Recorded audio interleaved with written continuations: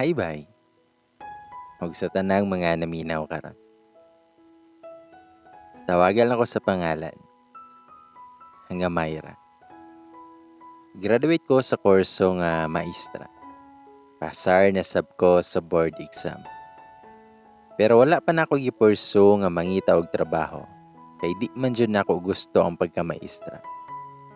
Kumbaga, mao lang na gipakuha ni mama nako. Sakto ra pod akong height, pution. Og sakto ra pod ang face nga murag masuroy raman pod siguro. Og kasamtangan ko nga nagpuyo diri sa Bohol karon. Ug tungod kay naa man po'y paryente nga nagtrabaho sa usa ka munisipyo sa molungsod, mao to nga nakasulod sab ko. Kasagara sa kong mga amiga, kay nangaminyo na og mga siman. Kada kasal nila, naadyod ko. Usahay kay maid of honor ko silahang kasal. Og dili jud na masipya, kay og mobalibad ko, dili na daw ko nila tagdon. Sa moto nga month of December to, na-engage akong usa ka amiga, nga itago lang nato sa pangalan nga Kim. Ug as always, seaman gihapon iyahang future husband. O diba? Halinon ako mga barkada ug mga seaman. Ug that time, usa ko sa mga sponsor silahang kasal. Dapat pagani to i-maid of honor ko, kaso mimbalibad na ko. Kay basin wala pa ko kauyab, kay tungod anang pagka-maid of honor na ko. Basin malihian. Bitaw. Sa mga nga after the wedding, syempre reception na. Ug sure ko nga daghan dyan mga baby boys. Bitaw. Kay tulor man mi nga mga single, mobiga jud may karon.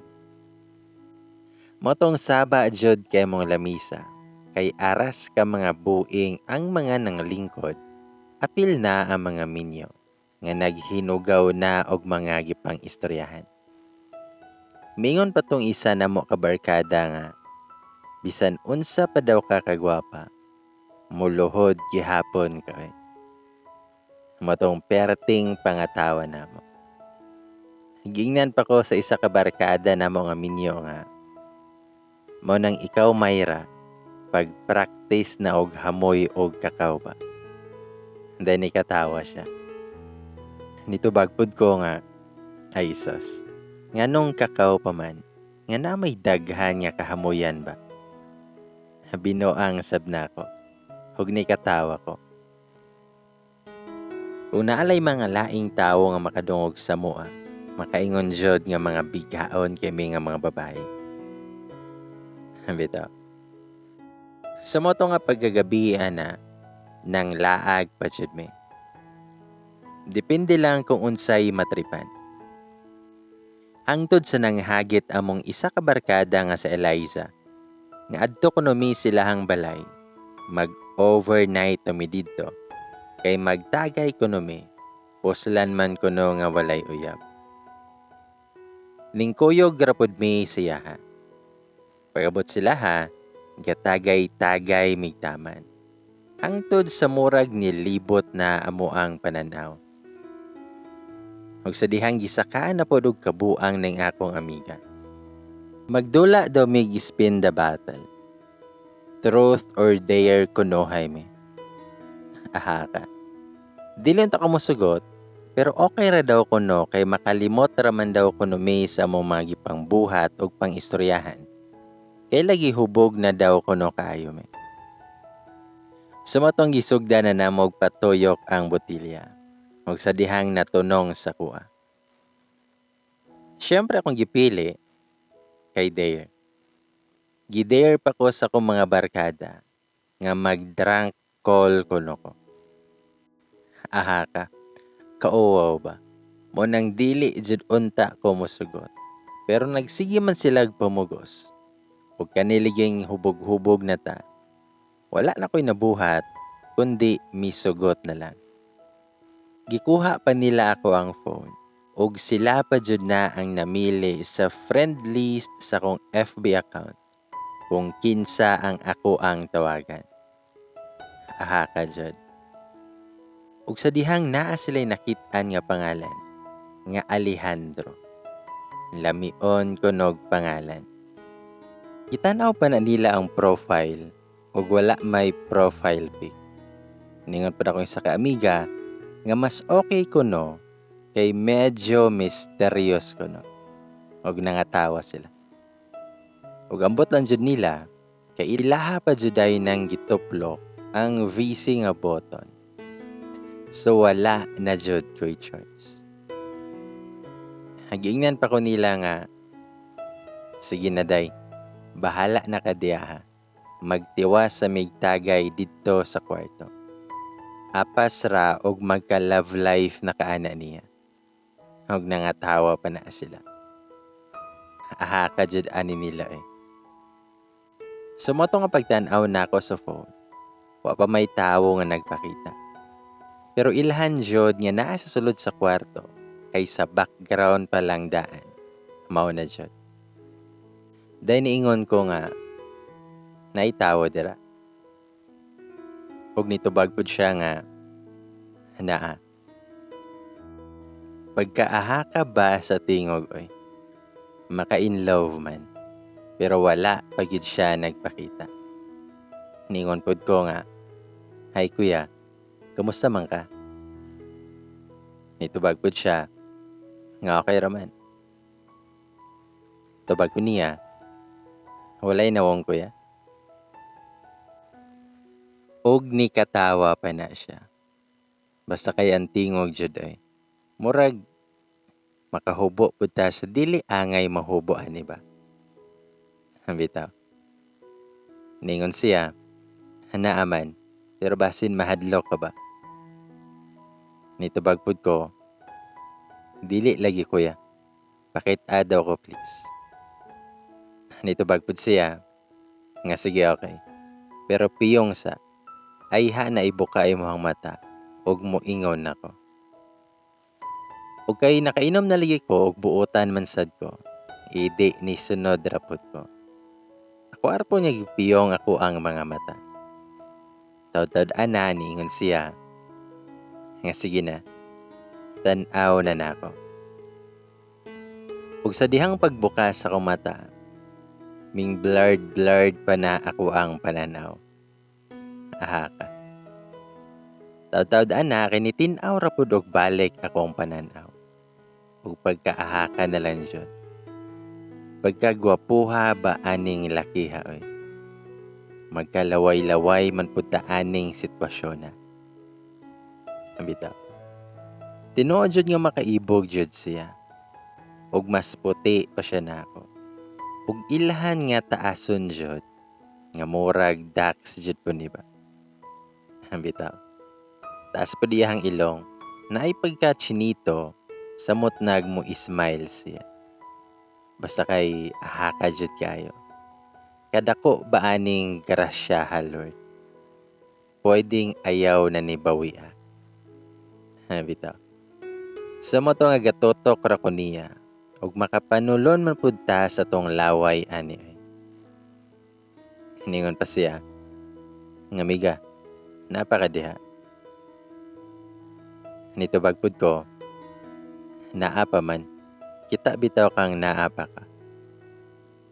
Nag-inarte pa ko kunuhay. Ningon pa na siya, nga ka-strikta ba? Nitubag pud ko, kanang kuya, pwede mangutana? Basi na ay masuko ba? Nitubag pud siya, nga wala man miga. Basin ikaw, na ay masuko. Nitubag rapod ko nga wala. Dayon nangutaan na siya kung anong nakig-video call daw ko. Tubag pud ko, pasensya jud kay migo. Nasuguan ra jud ko kay nagduwa mong good may sa akong mga barkada. Nitubag pud siya nga, tag-an ko paligay nga nagtagay mo. Ilhan kay simuhang nawong. ug medyo nahilom pa jud ming duha. Pero nagtinutukay ra jud mi. Hangtod sa iyaha man ang gihubo, iyahang t-shirt. Nakaingon jud ko niya nga, "Uy, mag-unsa man ka?" Nitubag pud siya nga igang manggod dere. Nitubag pud ko, bisan nagpaibog jud ka ba? Dayon ni smile ko. Nitubag siya nga no need naman ko nga magpaibog pa. Tabag ko niya, wow, arang hangina ba? Diningan siya, lagi, kay babae naman ng muduol na ako man. Dayo ning katawas siya. Ako siyang giingnan, ha? Usba daw be kay morag na bungol ko. Dahil ni katawas siya. Ug sa dihang mura giigang man pud ko. So gi-action na pud nako guhupo. Ako ang crop top. Ingon siya nga, "Uy, mag-unsa man pud kami ga." Tabag ko niya nga igang manggod pud dere. Ug anam na nako gisaka ang ako ang crop top. Pagtan-aw dyan ako niya, grabing totok niya sa kuante yan. Ug medyo nagkatawa jud ko. Ug ningon siya, nga, "Hoy miga, undangin na. Naunsa man tawon ka?" Pero ako siyang giingnan nga paghilom lang dira. Paghuwat kay giigang pud ko. Basta kay ang mata niya, di jud na mahiluna. Klaro kayo. Hangtod sa nahubo ra jud nako. Ako ang crop top. So ang ending, nagbra in tawon ko sa tubangan niya. Tinood niya nakainom ko pero medyo tarong pamanpod akong uto. Sadyang ganahan ra jud ko manungog rong panahon. Or siguro pod, dala na jud to sa ko ang gipang inom. Hiningon pa na siya, nga, "Miga, seryoso ko. Pag-ilis na dira." Ako siyang giingnan, nga igang lagi dire. Nga naman, di kaganahan si muhang nakita. Og wala na siya katubag. Basta kay nagsigil na siya toto sa kuang nawo. Wala man sa kong lawas. Pero nagkaanam na o katagbo iyahang kilay. Nga seryoso jud na iyahang nawo. Og niingon siya nga, "Amiga, last na jud ni ba? Tag-ilis na jud dira. Basin makaingon ka nga nangayo ko sa mong lawas." Nitubag pud ko, ningon ba day ko ana? Magbuot day ka o giigang ko. Nitubag siya, nga dili man, ug makit-an ka diha sa imong mga kauban. Nitubag pud ko, ay sos, tuwa to sila sa kwarto. Basin gani na nga tulog na to sila. Ug ningon siya nga, bantay bita ko og maha, ug todo dinay ka sa imong mga ipangbuhat ha. Ug ako siyang gitubag, nga bahala ka dira. Pero medyo taas-taas jud among pag-istorya. Niabot jud mi og mga 3:00 siguro to sa kadlawon og inistorya. Usahay magkatawa mi, usahay mas seryoso.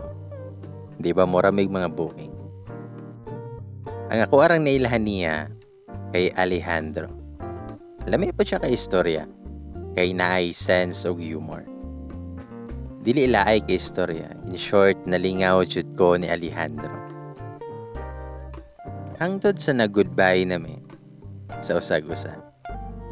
Ug to be honest, bisan gamay rami nga oras nga nagkaila.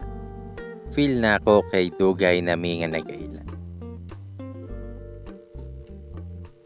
Sa moto nga pagkabuntag ato, maayo na lang gani kay wa kaayo naglabad akong ulo. Ug wala po ko dayon miuli sa mua. Kay gikapoy pa ko. Ug wala man pod ko'y duty. Dayon nangumusta na sila sa ko ang ka-video call gabi. Nangutana sila kung lamion ba daw.